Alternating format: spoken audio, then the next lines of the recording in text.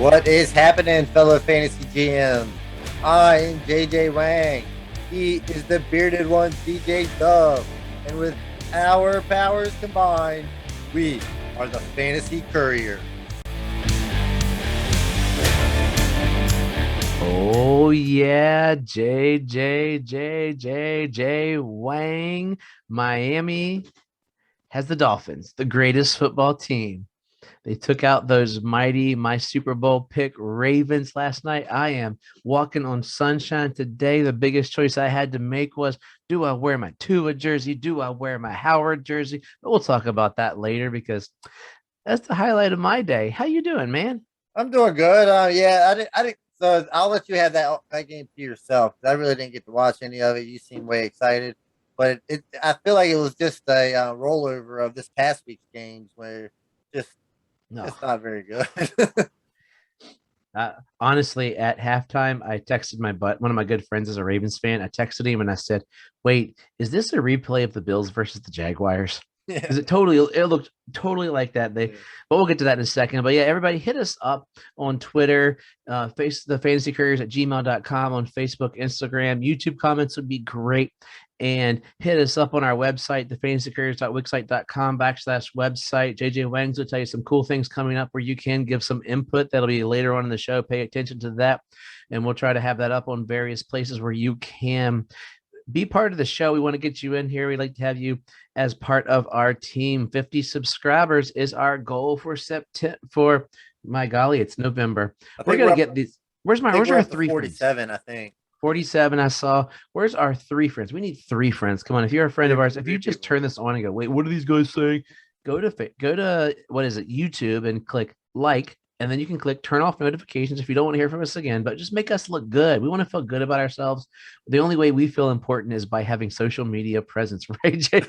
I almost said that with a straight face as I give my kid flack about all this TikTok, whatever That's garbo that they exactly do. what I care about in my life is the social media presence. I walk out into the living room, my kids are watching YouTube, and I just get frustrated. I'm like, why are you watching this crazy YouTube? There's so many great creative shows on TV. The only thing you should be doing on YouTube is watching the Fantasy Couriers.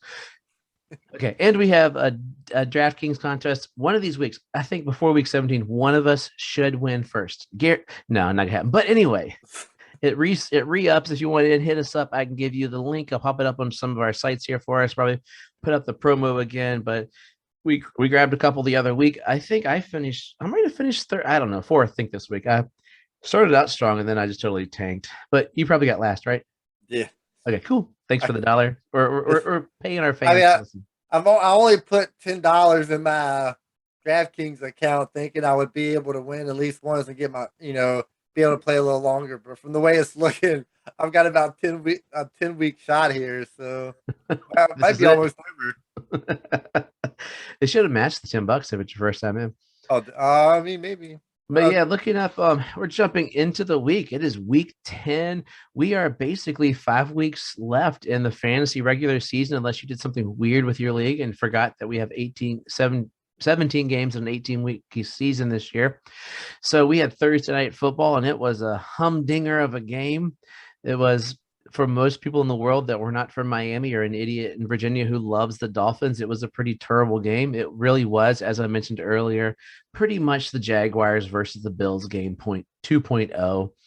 The Dolphins it's interesting from our discussions from last week, from Tuesday into today. If you think about it, the theme that they were hitting here is defense is playing better. Some of these dumpster fire teams have realized our offenses are not that good, so we're going to focus on coaching defense against these really good teams. I mean, Lamar Jackson is no slouch.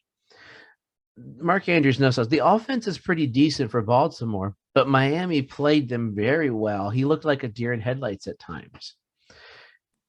Yeah, And like these games like this just happen for some of these good teams. I mean, they come across these bad teams, and for some reason they just can't play like crap against them. I can't understand it, but I guess that's what makes football so good. I guess why we enjoy it. You never know who's going to win.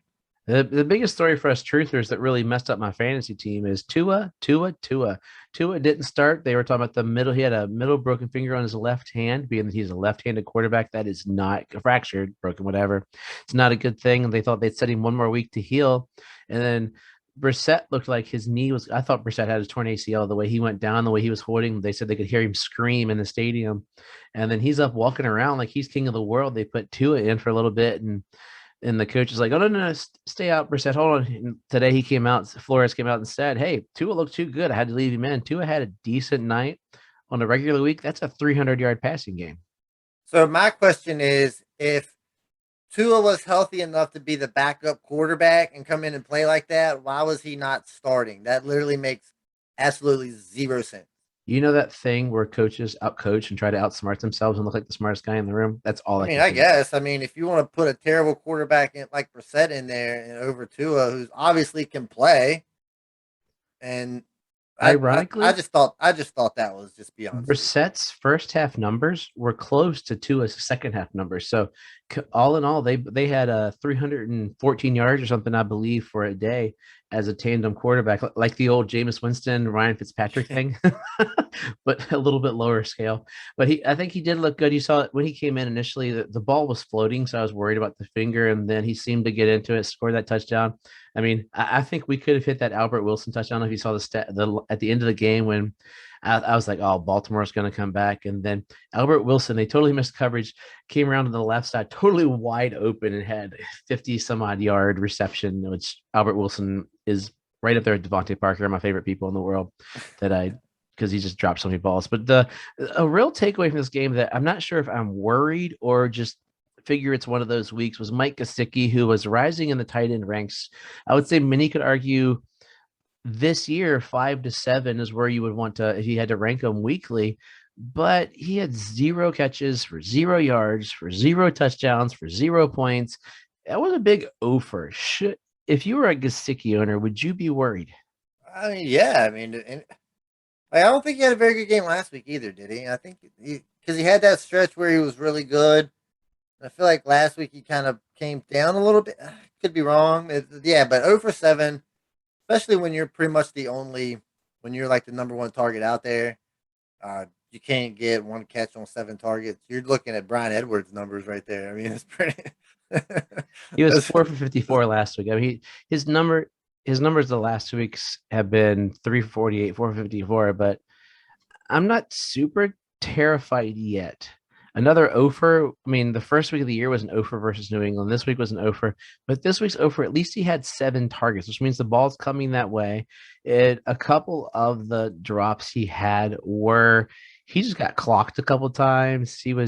They're looking at the team like, okay, we got to stop Gesicki and Waddle. Okay, that's it. That's why Albert Wilson had a good game. So once the targets come down, I'll be a little more worried because that's what I was always taught that targets are what you look for in receivers. If they're getting the targets, you keep an eye on it. It's not touchdowns, it's not receptions, it's targets. You could have that one fluky week, but I mean receptions goes good, but the targets is the key number you look for because that's a consistent thing more so than any of the other stats. So not yet, but Yeah, I mean, I'm sure he'll bounce back for another 4 for 45 next week. I hey, they got mean, the Jets next week. Come absolutely. on, Huh? Jets, Jets, I Jets. mean, he'll get his 5 for 56. 112. Should you worry about the Ravens? And then we'll jump into things that are less important than the Dolphins. I don't think so. I mean, like I said, we play 17 games. Probably going to lose 5, 6 games, probably, and of those 5, 6 games is probably going to be against a team you shouldn't lose to. I mean, Um, yeah, and Lamar still, if you on a fantasy team, he wasn't Lamar, but he wasn't terrible either. He had 39 yards rushing, 238 passing, a touch, and interception. So it wasn't Lamar Jackson great numbers, but it wasn't terrible. Probably the highlight of the day that a guy in one of our leagues and I was texting back and forth was about Rashad Bateman. Rashad Bateman's he is moving up next year's draft board. He's oh yeah. got to be like he will be the number one non-Mark Andrews pass catcher drafted next year, won't he? I mean, I would guess. Brown just really isn't. I don't think Brown's not really consistent. He's more that like Brown's more that number 2, boomer bust type guy. Bateman's more of that alpha number one, more consistent type receiver. In my opinion, like I said, I haven't watched a lot of Bateman. Well, of course, he's been He's only injured. got like 3 games. It's just started coming back. But I mean, from what I've seen, he looks pretty solid. He looks more like a number one receiver than Marquise Brown does. It's his size, and I think Marquise Brown bathes in baby oil, so everything falls off of his hand is all I can figure out. So moving on to this weekend, now I get to relax and just watch the Red Zone channel and flip between games where my players are on. Unless, like me, you have Joe Mixon or any of the Bengals receivers, or I guess Joe Burrow. He's falling floating like a lead balloon right now. Any of your Bears players, I guess the David Montgomery return, Allen Stinkin' Robinson. Hopefully, this is the week he resets himself. Good golly, Cole Kmet's starting to come into his own. The Giants, everybody's not healthy, so you're not playing anybody anyway. Maybe Danny Dimes if you have to. Ingram had a decent week last week, even because he thought he might get traded. And your Texans. Okay, continue. Hold on. You might have to if you have a really bad team where you're starting Tyrod Taylor. Maybe Brandon Cooks, maybe. Brandon Cooks. You're probably starting Brandon Cooks. I would be if I had him in places. But otherwise, there's not much there. But there's some decent names missing this week. So see what you got there. Also, another strategy to think about is pay attention to those guys that have players on those teams that might be in dire straits this week. So you look at the Brandon Cooks owner saying, "Oh, do you need another receiver? You have a spot. Trade him someone around Cook's comparable because he's not a bad guy to have, or trade a running back for some knucklehead who's like, oh, I got to win this week, but Mixon's out. Give them somebody equivalent or a second tier running back and receiver or something. Just see that's part of playing the game is looking at what they might need and where you can help them. Yeah, that's what I'm currently trying to do in the league that I'm currently riding a 4-game winning streak in this league. Bought me up in the 4th spot. I got a strong team, but I think I'm missing a piece. So actually, I went out there today, and I was trying to acquire Joe Mixon if I can. It's gonna they're trying to make it a little more complicated on me than I think it really should be. But that's my strategy. I'm trying to go out here and make one big push here and see if I can find a guy to send me over the top. Well, trading deadline is coming up, so you gotta. I'm working out something with one owner, and we forgot when the trading deadline was. Yeah, that was the same thing with this one. He asked me, "Are we still allowed to trade?" I was like, "Yeah, it's week 10's the deadline, so I mean, we got until Sunday." Yeah, I think it's 11 where I was looking, but I'm not sure. So, yeah, check on those guys. This is a hint as you're going in. We got a couple of points. Then one of my favorite parts of the week is a JJ Wang game. So, real quickly, Kamara is out for the week. Yeah. Lat Murray will be in there. Are you confidently playing Lat Murray, steering clear of that, or only playing him as like your flex, maybe RB2? Murray, is Lat Murray still there? Not Lat Murray, sorry. Mark Ingram is there. There you go. We should edit that. You always got me there for a second. Lat Murray was out for last night's game. Like I didn't know if I wanted to respond to that or not because I wasn't quite sure. You sounded so confident, but yeah, I think I was pretty harsh on Mark Ingram the other week when he got traded, and I was kind of wrong. He's got way more work than I thought. I feel like you could probably slide him in there and be pretty confident and having a good game from him. I mean, he's done a pretty good job. That explains why I've been in all my leagues looking for Lat Murray. I can't find him. You can't find him. I need. Wow. I'll play DraftKings. Okay. OBJ got cut and signed with the Rams. Are you as confused? Is he just chasing rings? Is that all? That's all it is, right? He's no good anymore. That's what it looks like. Because if he wanted playing time, I feel like there's other places he would probably be a little higher on the depth chart. Right, like right now, he's not going to be above Cup. He's not going to be above Woods. I'm putting him number 3 on the depth chart. We see what happened to the last receiver that was number 3 on the depth chart on that team, Sean Jackson. He was crying so much that he wanted to get traded out of there. They got rid of him. So Beckham's just coming in and filling that spot. And we know Beckham has a bit of an attitude just like Jackson does. And if he's not happy, probably going to start complaining. But like, who knows?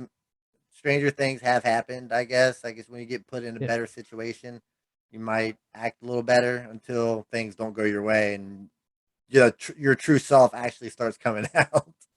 You almost said that without laughing. Yeah, I would argue Van Jefferson right now I would rather have than Odell Beckham. But he's going to prove me wrong. He's going to be the other guy. But there's too many weapons. He's chasing the ring, in my opinion. I mean, why not? I mean, at that stage of your career, you're not going to be that number 1 receiver anymore. Number 2, you might as well get the next best thing and try to get a ring. Why not? Dude still made $4 million to be a third string running. Whatever. The Buccaneers are they come. How do you come out of a bye week with nobody? Gronk's out again. AB's out. That's pretty much standard of life. I was surprised with some of the AB things saying he might be in, and maybe Godwin's going to be out this week. So it's going to be basically Mike Evans, Johnson, the second year receiver, Johnson, yeah. and JJ Wang. So what do you Maybe do? what's that? What's the running back's name? Giovanni Bernard, Yeah, Bernard. Maybe Cameron Braid. I mean, he what's hasn't stood up. He hasn't stepped up either. what's that really? What's that other OJ Howard? OJ Howard hasn't stepped up. I Maybe guess he the had that other. one good game. I think Godwin actually ends up playing. So It's just those probably two falling gonna out. be the same Tampa Bay as always. Like you said, they're playing the Redskins, right? No, playing the Washington football team. I'm going to keep calling the Redskins. I don't Hey, I care. had to get you from my Latavius Murray. I'm over this trying to avoid that. But yeah, I mean, it doesn't matter. I think who's out there. Brady's going to make them all look good. But I do think Godwin plays. But it is interesting to see him coming out of the bye and missing practice already. That seems bad trading. Really quick, last two. One I think is more important than the other. You joked before the thing. Hey, you said I was seeing ghosts with Cook. Knucklehead is maybe Knucklehead. We're going to presume innocent until guilty because he's claiming the opposite. He said, she said, whatever. But we'll find out later when the truth does come out. What do you do with Dalvin Cook, both keeper, both dynasty and just for an in-season league? What are you doing with him at this point? I mean, if it was dynasty, I would have already been looking to trade Cook already. You know, my unless you're trying to win if you're winning a championship, you obviously got to keep him. But my thoughts on running backs, I mean, get 2-3 good years out of them, and it's time to move on. But like as far as regulars, I mean, you gotta kind of stick with him until you see what happens. You may, I guess, have a backup plan because I don't think anybody else wants to take on this problem. You might find an owner out there willing to Roll the dice. take it on, but it's a weird situation. I haven't really kept up with it a lot, but I've read a little bit, and it's like the whole thing is just kind of weird. I know her face looked kind of weird. Somebody's not telling the truth because they're two polar opposite stories, and that doesn't bode well generally. Yeah, I mean, it looked like she got. It looks like somebody definitely hit her. I mean, who it was, I have no idea, but the whole situation is weird. And until stuff comes, until they start dropping suspensions, I mean, you just keep Cook in there because they're going to keep playing him. Yeah, just have backup playing better. Yep, I agree 100%. Cam Newton's back. He is now replacing Sam Darnold, the stellar person. Nah, I can't say it without laughing too much. But Cam Newton's back in Carolina. He has played so good the last year and a half. They said, let's bring him back to lead us to the non-promised land. What's the Cam Newton effect going to be on Carolina? I mean, he's not really good, right? I don't. Apparently. I think they kind of did this for more of like a publicity stunt. I feel like maybe, we're in trouble here. We're kind of losing steam. Let's bring in somebody. Try to get the fans, back in on it. Like we all seen what Cam Newton did in New England last year, and it just wasn't good. He couldn't throw, can't run as well as he used to. I think the effect is. I don't think there's really going to be an effect. He might get a start, a couple starts here because he's definitely going to get a start because PJ Walker is not going to last very long. Hey, XFL beast, man, XFL beast. Yeah, it's like that. They've got a horrible situation there at quarterback. I mean, okay, well then. Oh, they did bring in. They did bring in Barkley too, so who knows? He might even get a shot. Barkley and Sam Darnold. Does life get any better? This is like a comedy of errors. If they brought in Sanchez, it'd be perfect. Right? Oh, he'd have to come out of the booth. So what are your thoughts then? The main three people: McCaffrey, Moore, and we'll say Robbie Anderson because he's pooed to bed this year with Darnold. I think the only person that it doesn't affect is Christian McCaffrey, because I figure Cam Newton can at least throw a little swing pass to the left, a little swing pass to the right, hand it off to him. Won't defenses know that that's all he can do and just put that's what I'm saying. As far as DJ Moore, as soon as he crosses as soon as he's a yard downfield, I mean, the far. balls are going to be at his feet. So Robbie Anderson ain't going to catch. Robbie Anderson can't catch anything now. So I don't see him catching a pass from Cam Newton. Maybe So, he I needs mean, some Superman. good luck, Panthers, man. Have Yeah, fun. they're done. They're done. Okay, JJ Wang. One of my new favorite times of the week is when you bring us a game. So what we playing Yeah, this? so it's a little role playing type thing. I'll give you a situation here. See what you would do. I got a couple guys from each position. We'll go through. We'll start with wide receivers here first. So you're in need of a flex spot. Ooh. Trying to fill in your flex spots, and you got the Eagles and Broncos playing. Hmm. So you've got a wide receiver on each team. You got Jerry Jeudy just coming back from injury. Looking better in the second game than he did his first. I'm a fan of Jeudy. I believe you're a fan of Jeudy. We all know what he can do. We know the upside's there. Eagles don't have a great defense. I've seen a stat where the Eagles are allowing 75% completion percentage to opposing quarterbacks. Go Teddy. So that bodes well for Teddy Bridgewater. So then we'll jump over to the other side. We got Devonta Smith coming off that big game last week. He's up and down. We'll have a big game in three mediocre games. Um, so he's got 38 catches for 537 yards and 2 touchdowns. Like I say, he's just up and down all year. You just don't know what you're going to get. The only two options that you have for your flex are Jeudy and Devonta Smith. Who are you going to start? That's a great question. I would probably go with, I never thought I would say this, but I would go with Smith. Based like you're it's they're both equal to me in the grand scheme. I thought it's a good question. But I would go with Smith surely because he is the only receiver that Jalen Hurts is going to throw to.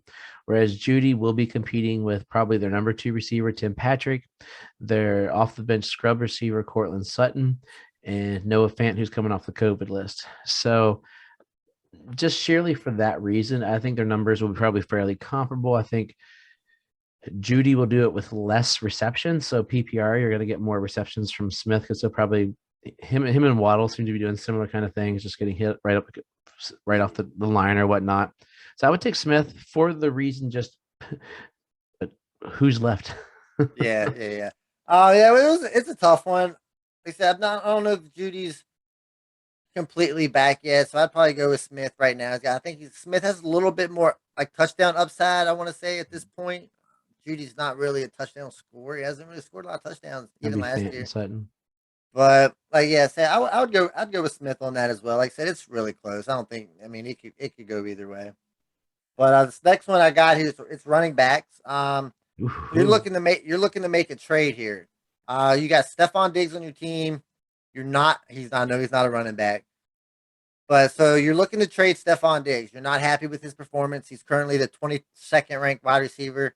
He's on pace for I think like 100 catches, maybe 1,100 yards and That's touchdowns. pathetic. Not really what you signed up. Not really what you signed up for in the beginning of the year when you drafted him.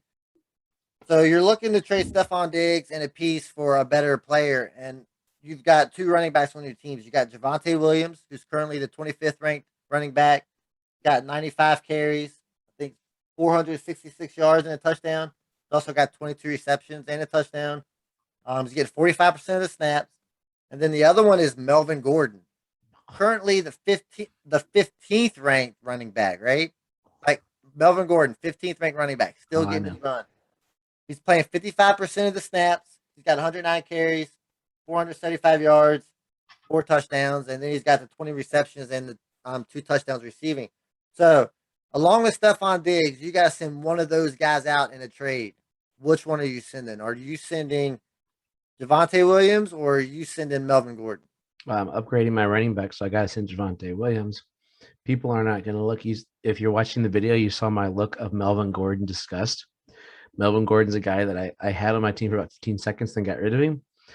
There's something that feels dirty about having Melvin Gordon on your team, but you got to keep him because the new hotness is Williams. Watching him plow through guys last week when they just dominated the Cowboys, Williams looked stronger, and I'd be curious. I don't have them off the top of my head what their actual points are, because those 3 extra touchdowns, that's 18 points closer that Williams is to Gordon. So it's that touch. You look at what they got versus touchdowns, and I think the script probably will flip as they go on, because they're gonna be like, okay, we've got our money out of Gordon. Let's get Williams some tread as the year goes on. And I think it'll be closer to 50-50, maybe a little bit over that. But you got to, I'd rather keep Williams personally. But if you're looking to upgrade, so like say you're going with that Joe Mixon thing you were looking at, probably wouldn't work, but it might work. Stephon Diggs and Javonte Williams would probably get you Joe Mixon. It'd be close. It depends on what the other guys got. But yeah, I mean, it'd be comparable. It'd be close. I'd sell him because I wouldn't want to, but I'd sell him because the value would be so high. Yeah, by name brand. Yeah, I don't see. I think Melvin Gordon's going to continue seeing the same workload that he's gotten. I mean, as long as he stays healthy, I mean, he's been producing. He's been solid. I mean, this 1-2 punch that they got has been working, so I don't see him going away from it. Like, yeah, I would agree with you. If I was to keep one, I'd trade Javonte Williams. I'd keep Melvin Gordon. Melvin Gordon, like I said, has more of a touchdown upside at this moment as long as he's staying in the same role. And of course, Javonte Williams coming off of that. I think he had 17 carries for 111 yards last week. People are a little excited about. Everybody talks about how those late season rookie running backs come through and they start helping you out. But most of the time, when those late season running backs come through, it's because of an injury, or because of the guy that's in front of them isn't playing well. Melvin Gordon's playing pretty decent, so I think it's gonna be hard for Javonte Williams to actually overtake Melvin Gordon, as to even more snaps than that he's already got. So yeah, I'd agree with that. I mean, the difference for these guys really literally is 11 yards and 3 touchdowns. Yeah, I mean, like I'm saying, it's pretty much 50-50 down the center. So I mean, they're both playing really well. So the next one I got is a tight end. This actually is a scenario that happened to me a couple weeks ago. Ends. So a couple weeks ago, I had Dalton Schultz on my team. Cowboys were going on a bye, and I was lucky enough to pick up Pat Freiermuth. So Pat Freiermuth had 2 solid games, 1 really good game last week. Ben Roethlisberger seems really enjoying having his tight end. I think he's got his targets have been 7, 7, and 6 the last 3 weeks. And Schultz, on the other hand, has started off real strong. He's currently the number, I think, the 6th ranked tight end. He started off really strong. Last 2 weeks have not been the greatest, but he is part of a high-powered offense, minus last week at Denver. So you got Dalton Schultz in that high-powered offense. He's going to get some targets, and then you got the up-and-comer and Pat Freiermuth. You need to start a tight end. Which one of these guys are you going to start? Initially, I was thinking Freiermuth, but I really think you got to go with Schultz for that exact reason. I mean, Schultz last week in the garbage destruction game started 54 yards, whereas Freiermuth, he did have 5 for 43. I mean, he's living on 2 weeks of touchdowns, and the Pittsburgh Ben Roethlisberger's spaghetti arm. So I would go with the high-powered offense. I think once again, these have been good comps. They're fairly. I wouldn't throw either the curve if I needed a tight end, but Schultz has had the higher numbers during the season, which is why I would do it. So other than that stinker where he had 2 weeks ago, where he had 11 yards, he's been decent throughout the rest of the season. So looking at the numbers, they've been fairly. He's looking. His lowest was 54. So 45, 18, 80, 54, 58, 79, 79, 11, and 54. So it's not horrible for a tight end. So I'd go with power over the new hotness, probably. So does the fact that Claypool will be missing time, would that change your mind with Freiermuth? Maybe a few more targets following his way? Not necessarily, because I think those targets aren't going to go to Freiermuth. They're going to continue to go to Najee. Najee has benefited from Juju disappearing, from Claypool disappearing. So it really is. I mean, I could be totally wrong about that, because who's he going to throw to? James Washington. So let's be honest here. So it could benefit him coming out of there. And I don't really want to have, as a tight end lover, I don't really want to have either of these guys, but I think I'd still have to take Dalton, because Dalton has Freiermuth could start getting doubled if he plays good. So he might have a good few weeks, but Dalton's not going to ever get it, because he's got 2 studs on the outside. And if Gallup comes back, another really good player on the inside there, that they're never going to be able to they'll put their slowest linebacker on him. if they don't want to rush. Yeah, that was my thing. But I mean, Freiermuth's playing pretty well, and going back to the history, Big Ben likes his tight ends, and we all know Big Ben's not going to throw the ball down the field. That's why we were upset with Claypool not as playing as well as he was this year. You got Deontay Johnson's catching all those underneath passes or slants. You got Najee coming out of the backfield. So like I said, I mean, Freiermuth could find his way open in the middle. He's still got all that touchdown potential, but I'd probably stick with Schultz too. Of course, part of that offense. I don't think the offense is going to be nearly as bad as it was. Well, it can't be nearly as bad as it was last week. I think a big bounce back performance. They are playing Atlanta this week. Atlanta is playing better, so probably be a lot of points scored in that one. So you might want to get any part of that game that you can. This last one here, this one just popped up in my head as I was going through all this.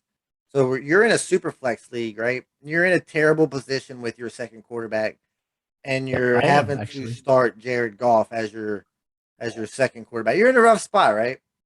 So Jared Goff is currently ranked the 26th quarterback. He's got his last 4 weeks. This is his points the last 4 weeks, right? 4, 7, 10, and 7, right? That's his points for the last. He's a tight end, right? Huh? He's a tight end on a poor team. Yeah, it seems like with those points, right? So you got Jared Goff in the Superflex. And he's playing. I think they're playing Pittsburgh, I believe. So that doesn't bode. I don't think that bode too well. Pittsburgh. So other than Goff, you don't have any other quarterbacks that you could put in there, but you do got an extra running back in Elijah Mitchell. Elijah Mitchell's last 4 weeks have been 7 points, 16 points, 19 points, and 10 points. Are you willing to start Elijah Mitchell over Jared Goff in your super flex position? You have to, right? Like I always argue, put in quarterback. I've played some pretty sad quarterbacks. I even played Jared Goff earlier in the season, luckily before the wheels fell off. But he just looks so bad.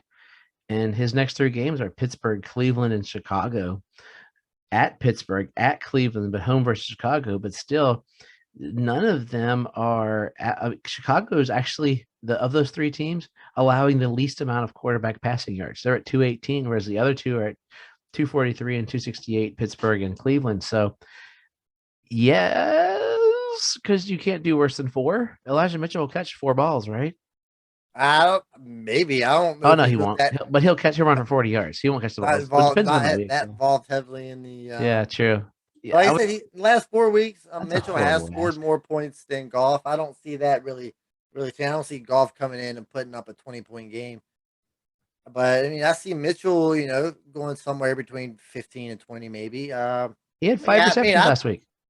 Yeah, 10 last week. Yeah, 5 receptions Elijah Mitchell had last week. Oh, did he really? Yeah, I didn't realize that. I didn't realize that either. But yeah, I'd probably start Mitchell over Goff too at this point. I don't think there's hardly any upside for Goff at all. No wide receivers. They got Hawkinson, they got DeAndre, but it's not enough to make me want to start Jared Goff. So yeah, I'm putting Mitchell into my super flex spot. That's all I got for you though. Okay. It's a good start there. So we're heading into the next week. We have been talking way too long tonight, JJ Wang. We had too much fun. Hopefully you all had some enjoyments there. If you have any other quick hits you'd like us to do for Would You Rather in the future, send them to us. We can use them. But you do have a fantasy thing you want to share with the listeners and then take us out of here. Yeah, so I got a question I'm going to ask everybody, and then I'll post it out on all the leagues. Get your responses. Maybe if you're filling up, if y'all listeners are filling up too, you can send a little 1 or 2 line response. We'll read it on the show. Get your name out there a little bit. Make you famous to the 7, 8, 9 people that listen to us. Maybe grow that a little bit. Thanks, your mom. But we had a controversy arise in one of our leagues the other day. Ooh, did you? So somebody got really upset. I think it's kind of interesting. I thought about it. I can see where he's coming from. I can see both sides of it. It's nothing major. It's just it's a point question in a league. So I mean, if you know the rules of the league, you see it. It happens. But the question is, should a player be punished negative points for a fumble even though his team doesn't lose possession. It's just going to be a simple yes or no. Maybe throw in your response. So since you're here and I'm talking to you, should a player lose points for a fumble, even though his team or he doesn't lose or his team doesn't lose possession? Would you sure you want my answer today? There might be all of our listener might change their opinion. You're right. We'll save it for next week, and you can give us your answer next week because I feel like I've already heard kind of your response to it when we were going through the whole Last year. It We was talked so about it funny. last year. It was the whole debacle, but yeah, that's gonna be the question. Like I said, I'll post it on all the leagues. See if I can get any responses. We'll read them all next week, and we'll do another question next week. So yeah, that's all we got for you. What's that? One thing. My comment in that whole thread with it was, this isn't a question you should be asking week 10. This is a question you ask right before week 1 or when you're doing the draft. So that was all I threw in. I didn't put my opinion is not even in there. We had the conversation actually, I think 2 years ago when you started one of your leagues. But yeah. So yeah, get us out of here. We've run for a while. Oh yeah, so that's all we got. I hope everybody has a successful week this week. Hope it's better than last week. And as always, trust yourself and trust the process.